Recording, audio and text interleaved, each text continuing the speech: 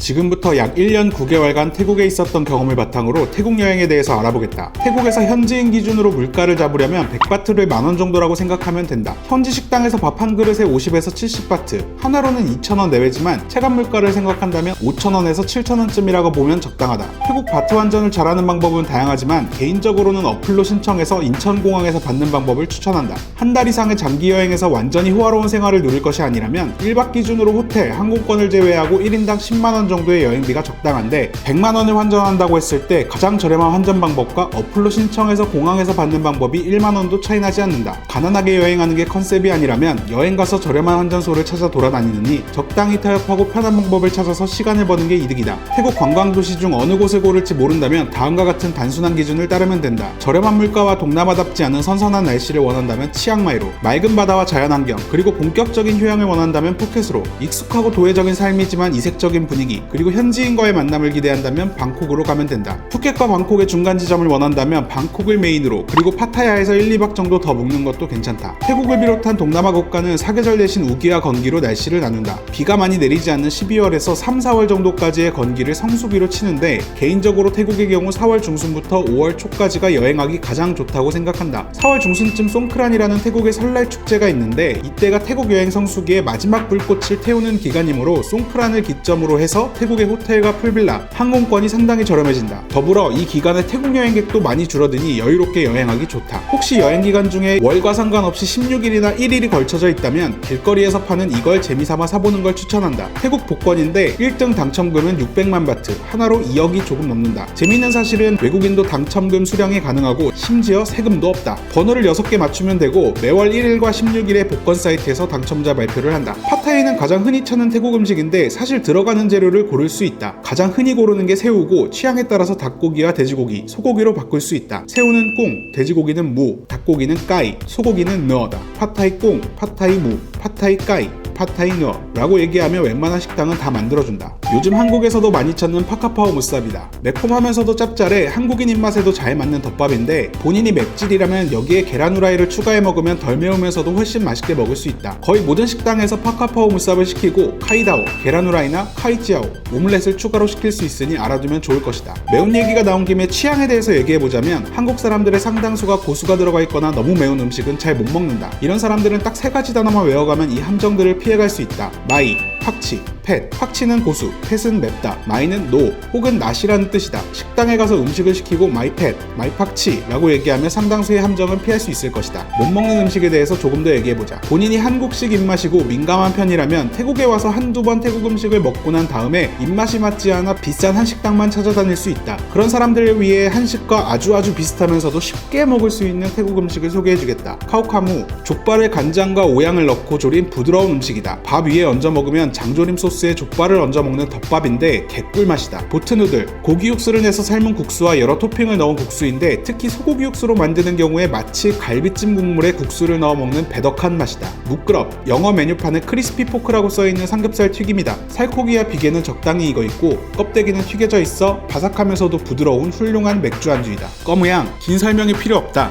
간장 양념 목살이다. 태국은 절대 수돗물을 마시면 안 된다. 설사 호텔이라 하더라도, 그리고 끓인다고 하더라도 석회질은 없어지지 않는다. 술 먹고 호텔에서 컵라면이라도 수돗물로 끓여 먹는다면 다음날 절대 수영장이나 바다는 들어가지 말자. 바다가 갈색이 돼. 태국은 2종류의 얼음이 있다. 먹으면 안 되는 얼음과 먹어도 되는 얼음. 얼음 가운데 구멍이 뚫려 있는 얼음은 먹어도 된다. 태국은 110볼트와 220볼트를 혼용해서 사용한다. 이런 모양의 콘센트를 자주 볼 수 있을 것이지만 다시 말하면 언제 어디서 110볼트의 콘센트가 튀어나올지 모른다는 얘기다. 돼지코는 항상 구비하는 게 좋다. 한 달 이상 머물 숙소를 구하거나 풀빌라를 조금이라도 저렴한 가격에 빌리고 싶다면 에어비앤비나 호텔스닷컴도 좋지만 페이스북을 이용할 수 있다. 페이스북 페이지 검색에 내가 갈 도시 이름과 프로퍼티 렌트를 검색해서 사용자가 많은 페이지에 들어가면 집주인들이 직접 저렴한 가격에 올려놓은 숙박시설들이 많다. 태국의 호텔 룸서비스는 제법 훌륭하면서도 한국인 기준에서는 저렴한 편이다. 룸서비스는 비싸다는 편견을 버리면 호캉스를 선호하는 사람들에게는 또 하나의 천국이 펼쳐질 것이다. 노보텔이나 홀리데이인과 같은 호텔은 시설과 위치면에서 좋은 선택이다. 하지만 본인이 중요하게 생각하는 몇 가지의 기준을 놓고 생각하면 훨씬 더 좋은 선택지들이 많다. 좋다. 위치와 가격이 중요하다면 삼성급의 호텔을 5만원 아래에서도 구할 수 있고,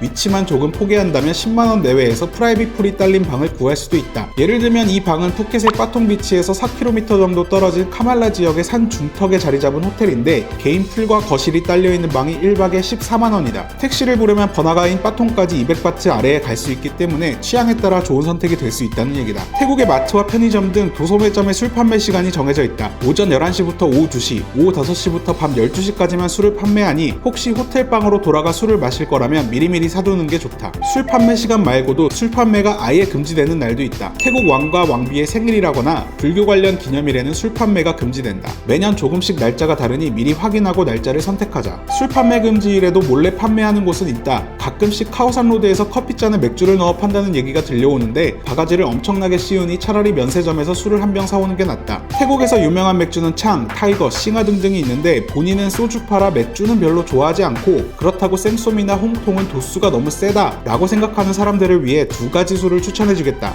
이건 루앙카오, 이건 치앙춘이다. 둘 다 태국 전통주 느낌인데 루앙카오는 특히 소주 맛과 비슷하고 도수도 28도로 양주치고는 다소 낮은 편이다. 대형마트나 패밀리마트에서 구할 수 있다. 치앙춘 역시 28도인데 이건 약술의 맛이 난다. 소다수와 섞어 먹으면 제법 먹을만하다. 태국 여행 도중 커피가 마시고 싶은데 근처에 카페가 없다면 세븐일레븐으로 들어가보자. 너무 작지 않은 세븐일레븐에서는 우리나라처럼 카페식으로 커피를 판매하는데 맛이 제법 괜찮은 편이다. 먼저 커피를 주문하고 커피가 나오면 계산대에서 계산하면 된다. 태국은 기본적으로 커피를 주문하면 설탕이나 시럽을 넣는다. 물론 스타벅스나 커피클럽과 같은 커피 전문점의 경우엔 안 그렇지만 보통은 설탕을 디폴트로 넣어주니까 먼저 노슈가라거나 마이사인 암땅이라고 얘기를 하자. 식당에서 마실 음료로 대부분 땡모반, 수박 주스를 많이 택하는데 혹시라도 땡모반이 질린다면 차옌이나 차마나오를 시켜보자. 태국식 밀크티와 레몬티인데 밀크티를 맛본 사람들은 한국으로 돌아갈 때 이 밀크티 믹스를 사고 있는 자신을 발견할 것이다. 차옌이 마음에 들었다면 카페에서 에스프레소를 시켜서 라떼처럼 섞어 먹어보는 걸 추천한다. 약간 쌈마이 라떼 같은 느낌인데 은근히 매력있는 맛이다. 실제로 태국 유명 카페 프랜차이즈인 카페 아마존의 시그니처 커피가 약간 이런 맛이다.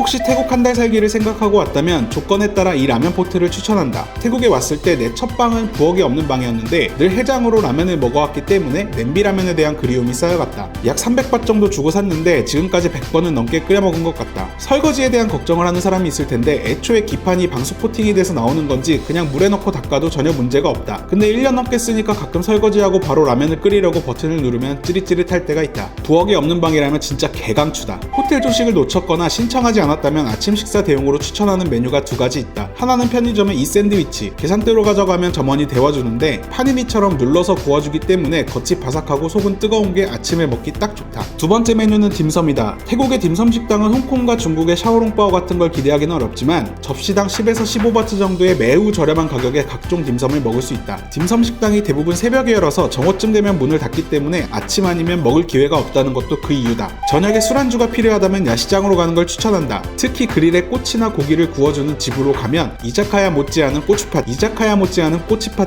이자카야 못지않은 꼬치팟 발음을 주의하자. 꼬치 파티를 즐길 수 있다. 닭, 돼지, 소고기까지 다양하지만 개인적으로 제일 좋아하는 건 무빙이다. 돼지고기를 갈아서 떡갈비처럼 모양을 잡고 구워낸 건데 냉동 너비아니의 상위 호환급으로 맛있고 가격이 개당 10바 정도로 엄청나게 저렴하다. 그 외에 어수안이라는 음식이 있는데 굴전이다. 가게마다 바싹 붙여서 크리스피하게 만들어주기도 하고 계란 반죽을 반숙으로 붙여서 먹기도 하는데 개인적으로는 굴보다 홍합을 크리스피하게 만든 것이 저렴하면서도 소주도둑이다. 태국 여행 도중 갑자기 한국식 치킨이 그립다면 5스타 치킨을 추천한다. 프랜차이즈라 여기저기에 점포가 많이 있고 염지를 하고 튀기기 때문에 한국식 프라이드 치킨과 8알 이상 유사하다. 다만 크리스피 후라이드 외에는 대체적으로 엄청나게 짜기 때문에 주의해야 할 것이다. 본인이 똠양꿍에 익숙해지고 좋아지기 시작한다면 똠셉에도 도전해보자. 똠양꿍처럼 시큼한 국물에 생강향이 더해진 국물인데 돼지고기나 소고기를 넣어 국물을 내기 때문에 시큼한 맛을 제외하면 깊은 맛을 느낄 수 있다. 특히 해장에 좋다. 단기 여행을 왔는데 해장으로 끓인 냄비라면이 먹고 싶다면 길거리 국수집이나 국수 전문 식당에 가보자. 면을 고를 때 인스턴트 면을 고르면 가게에서 낸 육수에 라면을 끓여주는데 특히 닭육수를 베이스로 하는 국수집에서 먹는다면 꼬꼬면의 상이호한 맛을 볼 수 있다.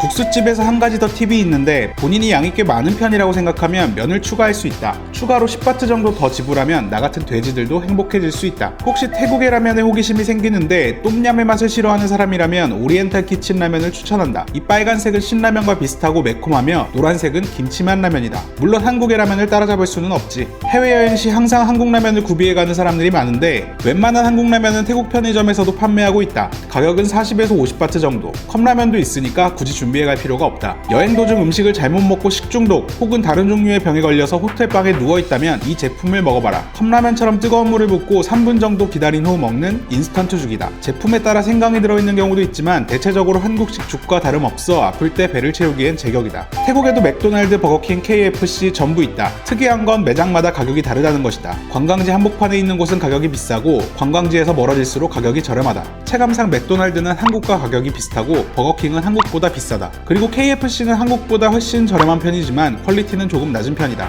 이건 우리가 태국에 가서 흔히 보는 로띠라는 간식이다. 보통 얇은 전병에 바나나와 연유를 뿌리고 덮은 다음 누텔라를 뿌리는 것이 로띠라고 생각하는 사람이 많은데 이건 엄연히 바나나 로띠다. 로띠라는 건 밀가루 반죽으로 만든 이 전병을 뜻한다. 로컬 로띠집에 가면 태국 사람들은 아침 식사로 기름에 부쳐낸 로띠를 연유와 설탕에 찍어 먹고는 하는데 개인적인 추측으로는 인도 쪽에서 커리와 먹던 난이 태국식으로 바뀌면서 태국 사람들의 입맛대로 변한 느낌이다. 이 로띠를 정말 맛있게 먹는 방법을 소개한다. 길거리 로띠 말고 로띠 전문점에 가면 이 로띠와 계란만 섞어서 부쳐낸 다음 맛싸만 치킨 커리와 함께 주문할 수 있다. 로띠를 커리에 찍어 먹으면 파전을 간장에 찍어 먹는 만큼의 하모니가 연출된다. 너무 먹을 것에만 치중하는 것 같아서 쉬어가는 의미로 유심에 대해서 이야기해보자. 한국에서 직접 유심을 사갈 수도 있지만 그냥 공항에 있는 통신사에서 유심을 교체해도 된다. 보통 4기가나 6기가짜리 유심을 사는 사람들이 많은데 비슷한 돈이면 일주일 무제한 요금도 살 수 있다. 속도 제한이 있긴 하지만 4기가 bps 정도면 크게 불편함 없이 무제한으로 이용할 수 있다. 풀빌라에서 호캉스를 누리고 있는데 태국 음식을 먹고 싶다고 하면 룸 서비스 외에도 누릴 수 있는 방법을 소개해주겠다. 이건 푸드판다라는 어플인데 배달의 민족이나 요기요와 똑같은 방식이다. 먹고 싶은 음식을 검색해서 주문을 하면 배달이 온다. 현금으로 결제하면 되니까 쫄 필요 없이 그냥 사용하면 된다. 한 가지 다른 점이라고 한다면 우리나라는 이건 배달 음식이라는 성향이 강한데 태국은 그런 장르의 구분이 없다. 그리고 아직까지 최저 배달 요금이란 것도 없다. 그러니 음료 한 잔, 밥 한 그릇도 배달이 된다는 뜻이다. 태국의 해산물 중에서도 타이거새우나 랍스터를 실컷 먹고 싶어 해산물 식당을 방문하면 생각보다 비싼 경우가 많다. 그럴 땐 5성급 호텔 뷔페를 이용하는 걸 추천한다. 보통 5성급 호텔은 자체 레스토랑에서 요일별로 메인 테마를 바꿔가며 뷔페 메뉴를 정하는데 특정 요일에 시푸드 파라다이스니 뭐니 해서 랍스터나 새우를 마음껏 먹을 수 있다. 보통 성인 1인당 1000바트 내외의 가격인데 호텔의 계열마다 어플리케이션 등으로 멤버십에 가입만 해도 할인이 들어가는 경우가 많으니까 참고해서 이용하면 개이득이다. 좀 더 저렴한 가격의 뷔페식을 찾는다면 무카타를 추천한다. 태국식 고기 슬래시 해산물 뷔페라고 생각하면 되는데 1인당 200-300바트 정도를 내면 불판 하나를 준다. 어떤 곳은 불판과 육수에 끓여 먹을 수도 있는 이런 모양의 불판을 주기도 하는데 추가 금액을 내면 직화 숯불판을 주는 경우도 있다. 위생에 민감하지 않는다면 저렴한 가격에 각종 고기와 해산물을 마음껏 먹을 수 있다. 다만 대부분의 무카타의 경우 에어컨이 없이 야외에서 먹기 때문에 숯불과 더위에 불지옥을 경험할 수도 있다.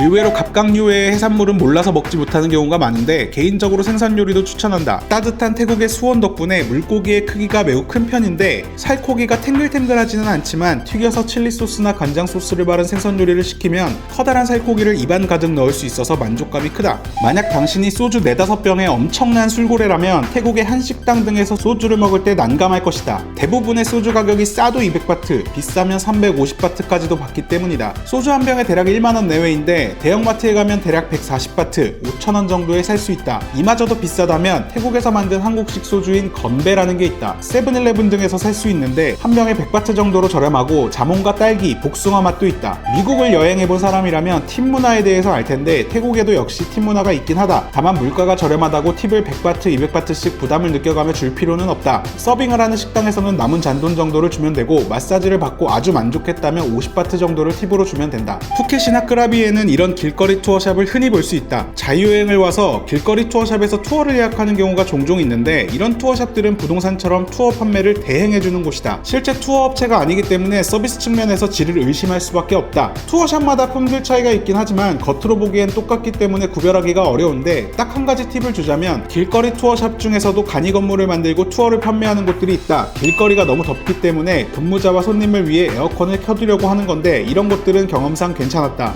보통 잘 모르는 태국에서 금지된 행위 몇 가지를 얘기해주겠다. 일단 길거리나 도로, 상점 내에 왕의 사진이나 초상화가 많은데 여기에 손가락질을 하면 범죄이다. 함부로 삿대질을 했다 있다가 근처의 태국인들에게 욕을 먹거나 심하면 몰매를 맞을 수 있으니 조심해야 한다. 관련형, CSV 등 모든 형태의 전자담배를 소지하거나 태우는 행위가 불법이다. 잘못 걸리면 벌금이 몇천만 원 단위의 징역도 살 수 있다. 물론 대부분 경찰에게 몇 푼 지어주고 벗어나곤 하지만 반드시 명심해야 한다. 혹시라도 렌트카나 오토바이를 렌트할 목적이라면 태국은 우엔들의 차선도 반대이다. 너무 쉽게 생각했다가 돈만 날릴 수 있으니 주의하는 게 좋다. 특히 태국은 전 세계 교통사고율 순위도 매우 높은 편이니 두 번, 세 번 생각하는 게 좋을 것이다. 태국에서는 외국인이 버스킹을 하면 불법이다. 혹시라도 태국 젊은이들과의 음악적 교류나 교감을 목적으로 방문할 예정이라면 차라리 밴드가 나오는 라이브 술집을 가는 걸 추천한다. 태국 공항의 면세점은 가격이 비싸다. 심지어 태국 시내에서 사는 것보다 비싼 경우가 대부분이며 명품이나 화장품, 심지어 술도 가격이 비싼 경우가 많다. 그러니 공항 면세점에서 뭔가 살 계획이 있다면 가격을 잘 확인하고 사야 한다.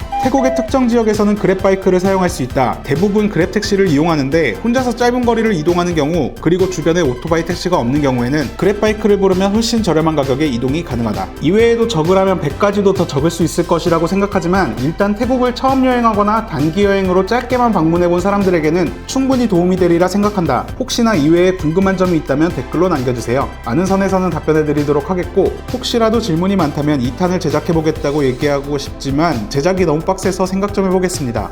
그럼 뿅!